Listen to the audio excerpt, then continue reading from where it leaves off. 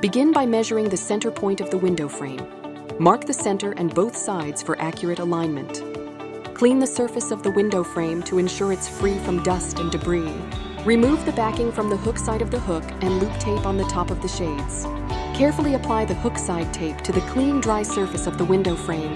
Next, attach the magnetic Roman shades to the window frame.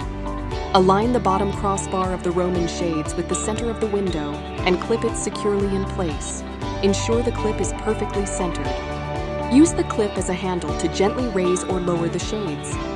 Adjust to your desired height, and the magnets will lock them securely in place. If you have a curtain rod at home, you can easily install the magnetic Roman shades by sliding the rod through the built-in pockets. This installation method is both quick and convenient, making it a hassle-free option for any space. Care tips for tailored Twill shade series. Use an iron to press out the creases on both sides. Simply hang it up and let gravity do the work in time. It naturally returns to a smooth, flat drape.